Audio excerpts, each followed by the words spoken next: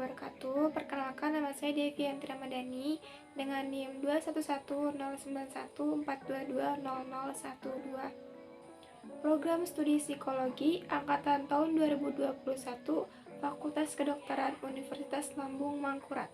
Di sini saya akan memenuhi tugas mata kuliah Bahasa Indonesia, yaitu macam-macam teknik membaca. Teknik membaca yang saya pilih adalah teknik membaca scanning. Adapun yang akan saya bahas adalah mengenai apa itu membaca. Yang kedua adalah apa itu teknik membaca scanning, dan yang ketiga adalah bagaimana penerapan teknik membaca scanning.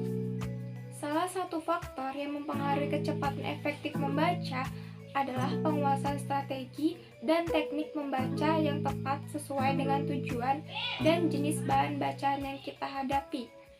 Seorang pembaca cepat yang baik adalah juga seorang pembaca yang fleksibel, seorang pembaca yang dapat menyesuaikan kecepatan baca, strategi, dan teknik apa yang paling tepat dipakai dalam menguasai sebuah bahan bacaan.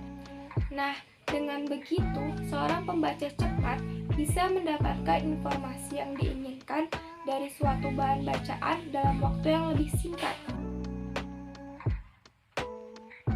Terlebih dahulu, kita harus tahu apa itu membaca. Membaca merupakan kegiatan melihat tulisan bacaan dan proses memahami isi teks dengan bersuara atau dalam hati. Membaca adalah mengungkapkan suatu imajinasi terhadap suatu pembaca yang disukai khalayak ramai dan juga dimengerti oleh seseorang yang dicintai. Apa itu teknik membaca scanning?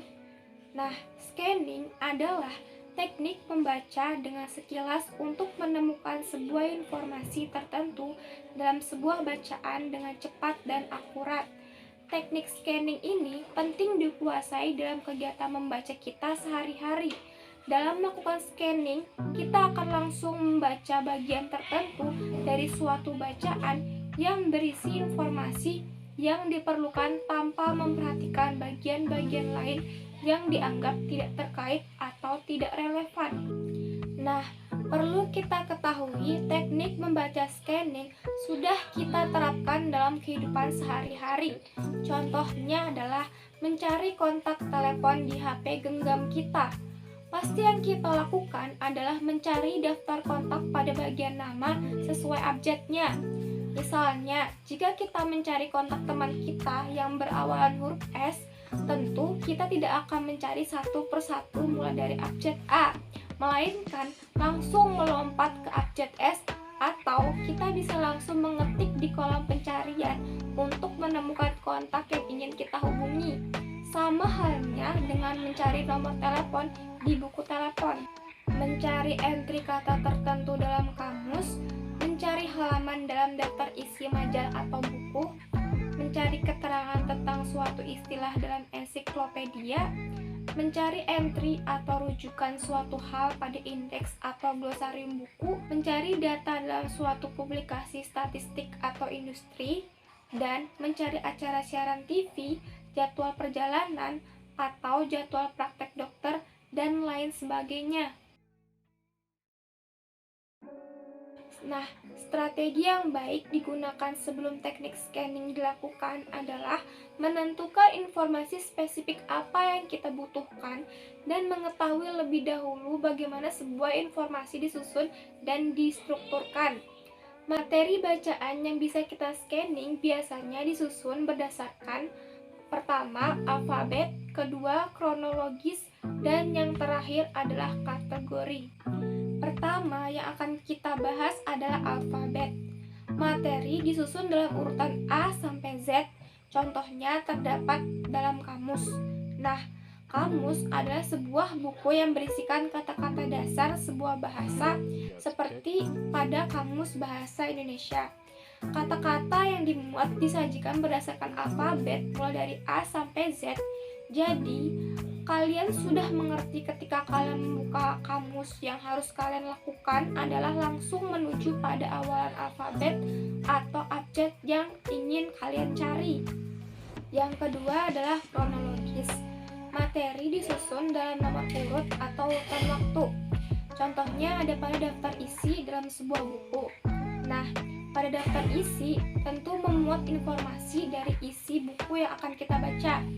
Kita hanya perlu melihat daftar isi tersebut untuk memudahkan kita mencari informasi yang kita inginkan. Karena daftar isi selalu disajikan berdasarkan urutan tulisan di dalam buku dan berdasarkan halamannya. Contohnya, jika kita hendak mencari bagian A pada bab 3, kita hanya perlu melihat daftar isi bagian tersebut terdapat pada halaman keberapa. Nah, dengan cepat kita akan menemukan bagian tersebut. Yang ketiga adalah kategori.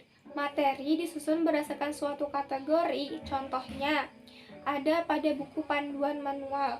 Nah, di dalam buku panduan manual ini disusun berdasarkan kategori-kategori, seperti pada buku panduan laptop. Di dalam buku panduan akan disajikan berdasarkan langkah-langkah penggunaan, seperti jika kalian ingin mengoperasikan laptop, di dalam buku akan disajikan dengan judul langkah mengoperasikan atau judul lain yang serupa. Tentu, kalian hanya perlu mencari bagian panduan untuk mengoperasikannya tanpa membaca bagian lainnya, karena tujuan kalian adalah ingin mengoperasikannya. Ada hal lain yang perlu diperhatikan dalam membaca menggunakan teknik membaca scanning, yaitu adalah kata kunci. Dalam penerapan teknik membaca scanning, yang kalian perlukan adalah kata kunci, seperti mencari kata di kamus. Kalian memerlukan kata kunci, yaitu alfabet pertama dari kata yang kalian cari. Atau kalian ingin mencari nama kalian di daftar nama, kata kunci yang harus kalian gunakan adalah nomor induk atau alfabet pertama dari nama kalian. Nah, mudah bukan untuk menerapkannya? Ada cara lain untuk membantu efektivitas teknik scanning, adalah dengan menggunakan alat bantu berupa jari atau alat tulis yang bisa digunakan dalam memandu pergerakan mata dan menjaga kecepatan telusur yang lebih cepat dan konsisten. Sekian penyampaian materi dari saya mengenai teknik membaca scanning. Semoga bermanfaat untuk kita semua. Apabila ada salah kata, mohon maaf. Wassalamualaikum warahmatullahi wabarakatuh.